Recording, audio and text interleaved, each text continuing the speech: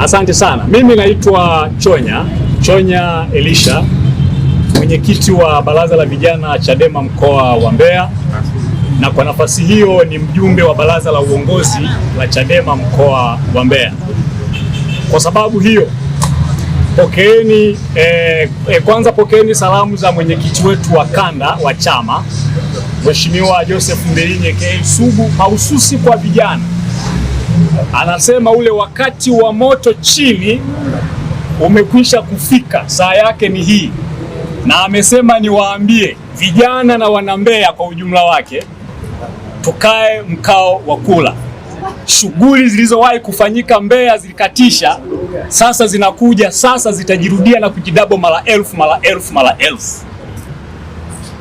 Lakini pia pokeeni salamu za mwenyekiti wetu wa Chadema mkoa wa Mbeya, Mheshimiwa Masaga Pius Kaloli. Nilivyomwambia nitafika hapa, akasema uwe na neno moja tu kwa niaba yangu. Anasema kuwa Chadema ni utume, na nyie Chadema, wanachama wa Chadema mliochagua kuwa Chadema, nyie ni mitume, na kazi ya utume haijawahi kuwa nyepesi, ina changamoto zake. Uimara wa Chadema ni uimara wa nyie mitume, na kwa sababu hiyo amesema kazi hii maadamu ni kazi ya haki, tuishie hiyo, tuifanye mpaka tone letu la mwisho. Huo ndio ujumbe wa mwenyekiti wetu Masaga. Mheshimiwa Hamadi Mbeyale ambaye ni katibu wetu wa Chadema mkoa wa Mbeya, ambaye anamalizia huduma zake za matibabu, mnafahamu hivyo, ameniambia niwaambie neno moja tu, kwamba kazi imerejea. Sio tu tunaanzia tulipoishia, moto wa awamu hii anasema kaeni tayari kwa ajili ya kukiwasha. Sasa mimi niwe na neno langu mwenyewe kwenu wanachadema ambao mko hapa na wale ambao hawako hapa. Ndugu zanguni, wanachadema wenzangu, tumefika hapa tulipo. Watu wameteswa, watu wamenyanyaswa, watu wameonewa, watu wamedhulumiwa.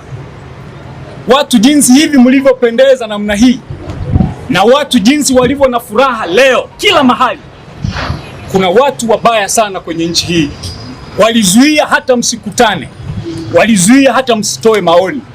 Watu wabaya sana, lakini tulifika hapo tulipofika kwa sababu ya kukosa misingi mizuri ya utawala kwenye nchi, na misingi yenyewe ni taratibu za kujiongoza ambayo ni katiba ya nchi inayotengeneza sheria za nchi.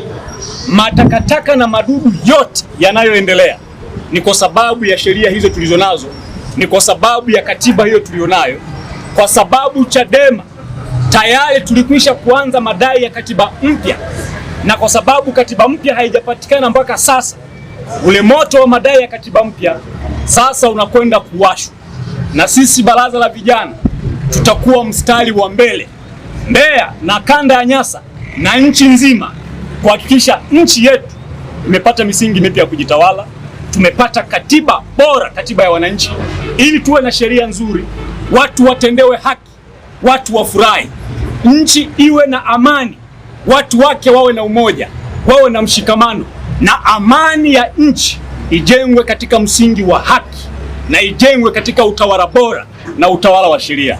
Sasa sisi Chadema kwa maana ya vijana na chama chetu kwa ujumla Mbeya tutaongoza hayo mvuguvugu la mabadiliko, na kwa maana hiyo wana Mbeya, vijana wenzangu na wanachama wote kwa ujumla na wananchi wote kwa ujumla, sasa ile saa ya ukombozi imefika.